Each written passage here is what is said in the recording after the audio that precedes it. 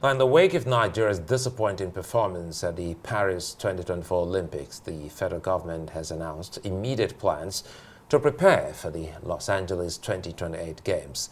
Kehinde Ajayi, spokesperson for the Ministry of Sports Development, says Nigeria has started preparations for Los Angeles 2028 to restore Nigeria's sporting glory. The ministry thanked President Bola Tinubu for his swift approval of funds and praised the dedication of coaches, officials and athletes. It comes after Nigeria failed to win a medal at the Games and a higher focus on competitors of Nigerian descent who won medals representing other countries. Well, joining us now for more on this, Alhasan Yakmut, who is a former Director General of the National Sports Commission, and Isiguzo, a former Chairman of Vanguard's editorial board. Thank you, both of you gentlemen, for joining us on Newsnight. Let me start with you, former DG. Let's get your thoughts first off on this, what's been described as a disappointing outcome of the Paris Olympics. Over 80 contingent from Nigeria, not a medal. Prof? Alhasan Yakmut. Yeah, that's your question. For you is your question. Oh, okay. Thank you so much. It's my pleasure to be here. The Paris 2024 Olympics is not a product of failure. It's rather a product of how the preparation was done and how the athletes were actually managed and what kind of environment did they set out. The ministry had actually prepared the athletes in accordance with the arrangements of the federations. But I think what I observed, there seemed to be no detailed monitoring and evaluation of individual roles of both the technical crew and the administrative personnel. The athletes seem to have been on their own in terms of long-term preparation, and the ministry got involved only in the last few minutes. Now, if you are meeting the best in the world, your preparation should be equally the best in order to match with what you have or what you're going to contest with. But I would say that if you look at the margin of performance of some of our key athletes that are the medal probables, the range between the medal and what they executed finally is very minimal. But again, those are the details that every technocrat normally takes into consideration, that every little privilege that you have, you should make sure that it's exploited to the latter. That we cannot guarantee with the Nigerian contingent. Well, let's bring in Isiguzo. Kehinde, good to see you. You've listened to Dr. Yakmut. I recall then you and your colleagues writing sports had even created a word for us, fire brigade approach into the sports lexicon. Preparations-wise, every 4 years, how has it always been with Nigeria's preparation for the Olympics? Okay, thank you so much. I didn't want to come because most of the things we said tonight, they've been said for years. But let me repeat, I heard something about saying the preparations for Los Angeles have started. If that's the case, we are late. You do not prepare for the Olympic Games in 4 years. That is one. Secondly, we've also said over the years, we need a National Sports Commission for stability in planning, preparations, and so on. A Ministry of Sports cannot run sports because you do not have people who have the technical skills sports require in a ministry. In a ministry, you post anybody. I could have read religion, I could have read anything. I can be a staff of that ministry and work for sports. It will not work. We need a National Sports Commission because it can plan. He could have a sports calendar that will know that the Commonwealth Games are 2 years from the Olympic Games. It will know where the All Africa Games is situated. Because most of these games are used as qualifiers for the Olympics, but we don't fund them. So the system we are running, oh, money has been released or something, it's just like a travel agency thing. You want to travel, you buy tickets. Maybe you get money for travel allowance you will use. It will not work. Sports will not work that way. A National Sports Commission will know the type of technical staff we need and train them and discipline them. You cannot discipline normal civil servants in the system we operate in now. So that's when things happen. Nobody's responsible. You don't register an athlete, you say it's clerical mistake or whatever. So who was that person? So if we're thinking of Los Angeles, we need a lot of catching up to do. We're actually late. And so nobody should be deceiving us by saying, oh, we've started the preparations. To start with, we don't have the structures for those preparations. And we have not started. Let's not deceive ourselves. Thank you. Right. Digi, let me bring this back to you. There was the debacle in Tokyo with Nigerian contingent. Heads did not roll in that instance. And here again we are in 2024. You would think that, some people would have lost their jobs by now with that deplorable, dismal outing in Paris. What exactly is fundamentally wrong? How can we get it right? Is it just to throw money or funds into it? Or what exactly? I've heard some experts say, look, there's a need for Nigeria to begin to catch them young, go to the local government areas, build stadia, get the kids, let them be involved, and all of that. Beyond just throwing money at this, what needs to fundamentally change? Let me tell you, technical preparation for Olympics requires that every details, I'm repeating, is taken into consideration. The challenge we had with monitoring our athletes in terms of out-of-competition test for doping was the debacle we had before. And now, in 2024, we're having also the challenge of an athlete not knowing the event she or he was entered for in an Olympics. Such errors are not supposed to happen if there is a technical structure behind our preparation, especially during the days of the National Sports Commission. I worked in the Ministry of Sports and Sports Commission for 25 years, a quarter of a century, and I've attended series of competitions. So we had efficiency and counterintelligence units that normally checks the details of every athlete.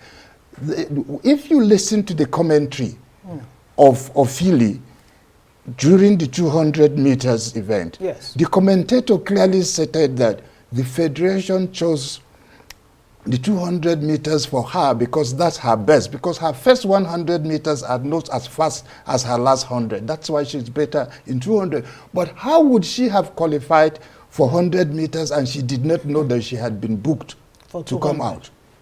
Because she knew about only the 200 and didn't know that she was not going to run. And 100 meters for Ophili was a source of income for her because that's where she earns her living. So it's going to. So if there was going to be problem with her being selected for 100 meters, she should have known ahead of time. Some negotiations should have been done so that they will not barb her hair in her absence. Well, I think it looks so ugly, Ikeji, listening to both of you. We follow the games. Help us make sense of, we go back to administration of the athletes and our contingents. For many, they're asking questions, is it about Nigeria or Nigerian born? We've seen those, the moment they drop the flag, they become gold medalists for others that they now represent. So what's really the problem? No, I think we have to understand that the world is global. So if you're a good talent, you will find someone who will find you useful, and you go there. So people go to where they are accepted, where they have the best opportunities to do the things they will do. Just in the same way we are reversing it, our athletes who are in the US constitute most of the basketball team and are also in other sports. So it goes the same way. But for me, that's not even the issue. You could have your athletes get the best training wherever you get them, but you still mismanage them. We've seen that clearly. So that's what we are saying. We should have a structure where we can hold people responsible. And what we are doing now does not permit that. That's one side. The other one is, I think two things. We've mentioned one, athletes who are based elsewhere, who are also running for Nigeria. If we look around other African countries, they also lost athletes. Kenya in particular lost a couple of athletes to other countries. But we have another problem, really. It's a bit difficult to motivate our athletes above a certain level. Because if you left here, particularly with a lot of poverty, you are involved in sports, you don't get paid well. If you get out and earn some money, once you earn that money and you can solve some family and personal problems, it's difficult to motivate you beyond that. Because people are talking of patriotism and so on. Great. What does winning a gold medal mean? You pass the street the next day, nobody recognizes you. Even in a sports arena, nobody might know you are there to announce you, not to talk of other things, you know? So we need to do a lot more work.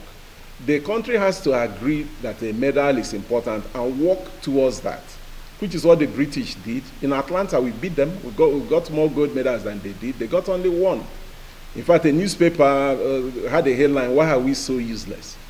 But they didn't stop there. The Prime Minister himself got the sports lottery to fund sports, not giving them money 2 weeks to the Olympics or whatever. No, to fund sports from what he called the grassroots, through the counties, through the clubs, through the primary schools, through the secondary schools. And then at the elite level, you get to rank your athletes, so that if someone won medals at all Africa Games or so on, he has a ranking from which he will get grants for training.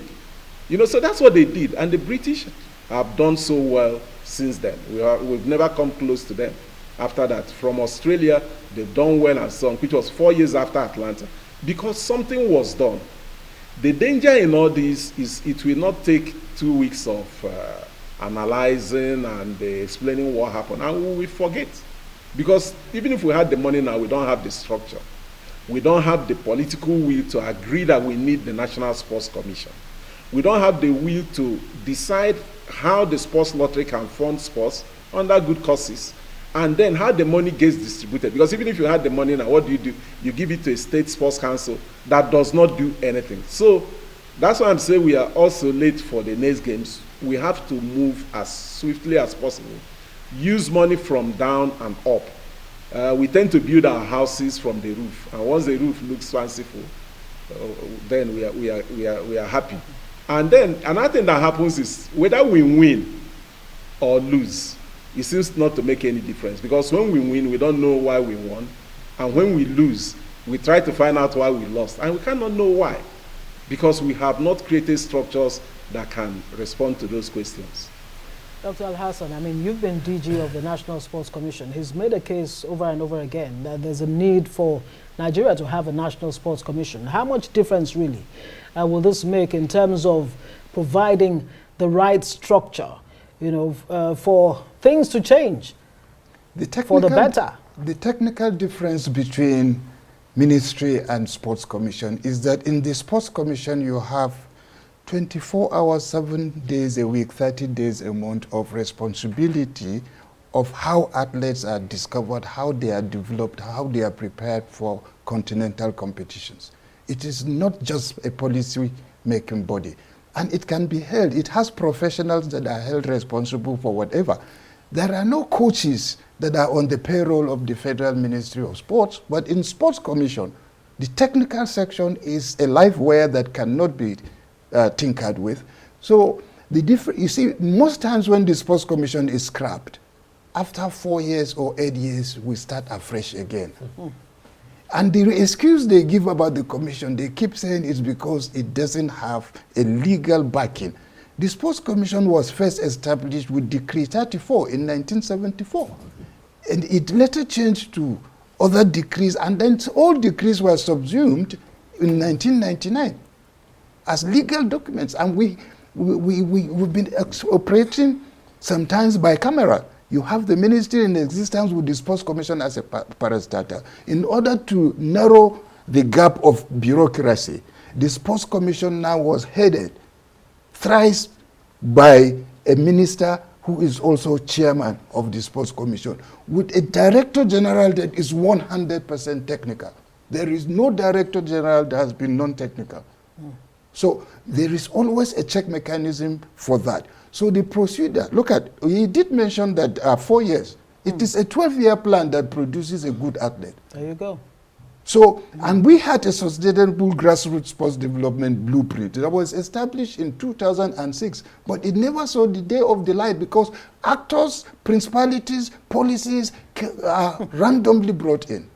Principalities, sports, that's interesting. And sports is one area that Yeah. has consistency, it has culture, it has tradition, it has a very systematic way of being operated.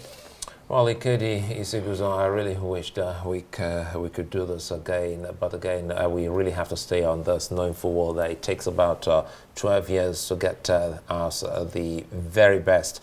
I'd like to thank you for your time, and thanks for having a rethink to come to the studio to talk about this, because we need you. And Dr.